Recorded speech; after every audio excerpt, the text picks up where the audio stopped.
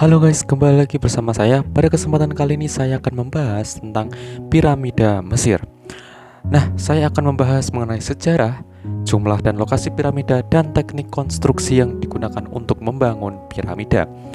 Tanpa basa-basi, kita langsung saja masuk ke dalam pembahasan. Dalam sejarah konstruksi bangunan piramida digunakan sudah sejak lama. Bangsa-bangsa Mesir kuno maupun bangsa Maya dikenal menggunakan bangunan piramida sebagai makam raja-raja masa dahulu serta sarana ibadah, pemujaan, selain ada dugaan sebagai tempat penimbunan pangan sejak zaman ketika persiapan menghadapi musim paceklik ataupun tempat penyimpanan harta. Beragam analisis tentang diungkapnya konstruksi piramida, ada yang menyebutnya sebagai bangunan warisan UFO dengan alasan terdapat bangunan mirip piramida di planet Mars yang berada satu lintang derajat yang sama dengan lintang derajat bumi.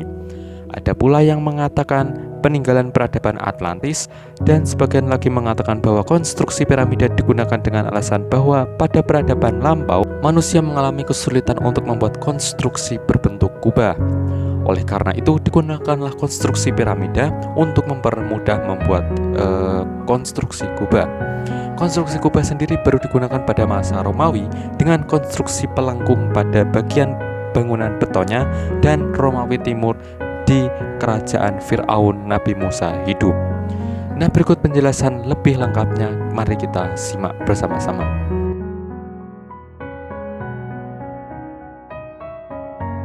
Sejak abad ke-6 sebelum Masehi, Mesir merupakan tempat pelarian kerajaan Posi yang kehilangan kedudukannya setelah berdiri lebih dari 2000 tahun, menerima kekuasaan yang berasal dari luar, yaitu kerajaan Yunani, Roma, kerajaan Hindu, serta kekuasaan bangsa lain.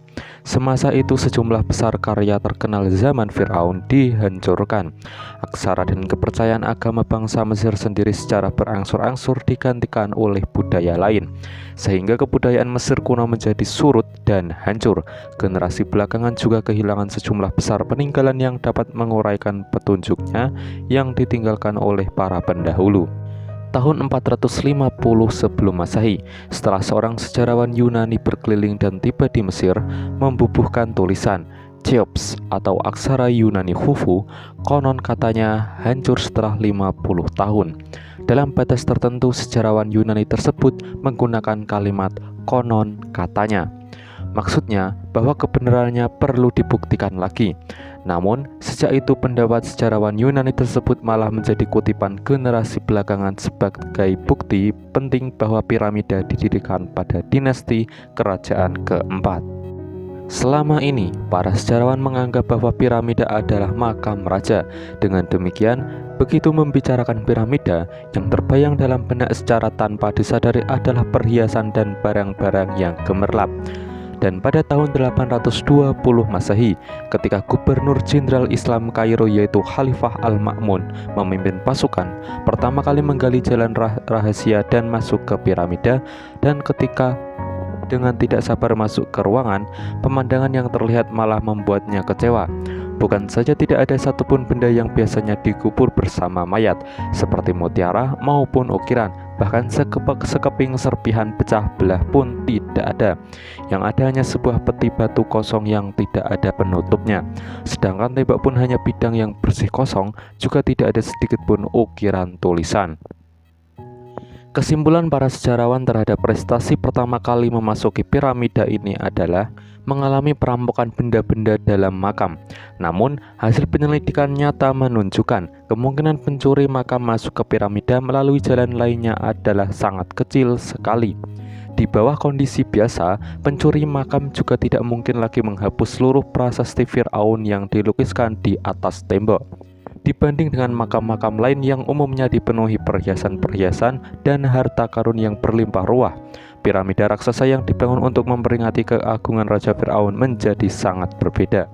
Selain itu, dalam catatan inventory stela yang disimpan di dalam Museum Kairo, pernah disinggung bahwa piramida telah ada sejak awal sebelum Khufu meneruskan tahta kerajaan. Namun, oleh karena catatan pada batu prestasi tersebut secara keras menentang pandangan tradisional, terdapat masalah antara hasil penelitian para ahli dan cara penulisan pada buku. Selanjutnya, secara keras mengecam nilai penelitiannya. Sebenarnya dalam keterbatasan catatan sejarah yang bisa diperoleh, jika karena pandangan tertentu lalu mengesampingkan sebagian bukti sejarah tanpa disadari telah menghambat kita secara objektif dalam memandang kedudukan sejarah yang sebenarnya.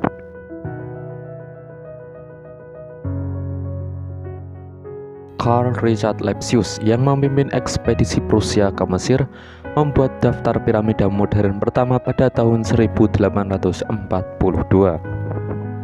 Daftar tersebut berisi daftar 67 piramida kuno yang kemudian dikenal dengan daftar piramida Lepsius.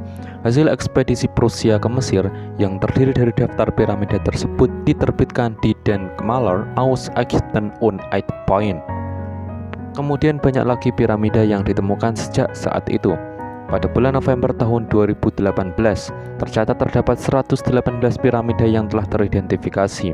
Lokasi piramida nomor 29 yang diperkirakan dibangun oleh Raja Menkauhor, yang oleh Lepsius disebut piramida tanpa kepala, hilang untuk kedua kalinya karena terkubur pasir gurun setelah survei yang dilakukan oleh Lepsius.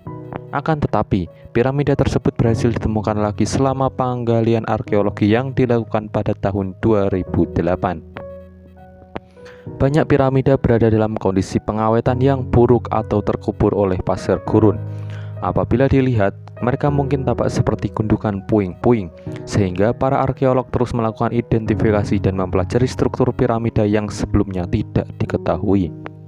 Piramida terbaru yang berhasil ditemukan adalah Sesesset yang terletak di Saqqara, Mesir. Piramida itu adalah makam Ratu Sesesset yang merupakan ibu dari Raja Fir'aun Teti. Penemuan piramida tersebut diumumkan pada 11 November 2008. Semua piramida Mesir kecuali piramida kecil dinasti ketiga di Zawiyat el-Mayitin terletak di tepi barat Sungai Nil dan sebagian besar dikelompokkan bersama dalam sejumlah situs piramida.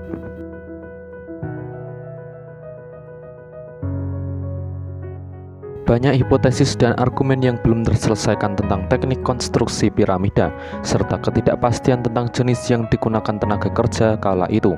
Sebagian besar hipotesis konstruksi didasarkan pada keyakinan bahwa batu-batu besar diukir atau dipahat dari tambang terlebih dahulu dengan alat pahat batu, dan kemudian batu-batu tersebut diseret dan diangkat ke posisinya. Namun, terdapat perbedaan pendapat, terutama berkaitan dengan metode yang digunakan untuk memindahkan batu-batu yang digunakan dalam pembuatan piramida.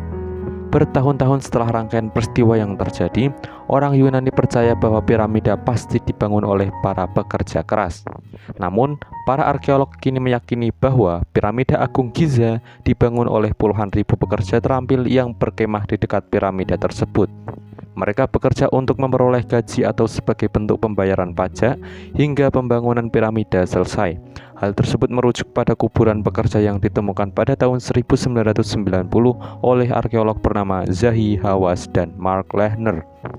Salah satu teori menyatakan bahwa para ahli perajin atau pekerja menggunakan bantuan Sungai Nil untuk membantu menggerakkan batu-batu menuju ke lokasi lebih dekat dengan konstruksi piramida.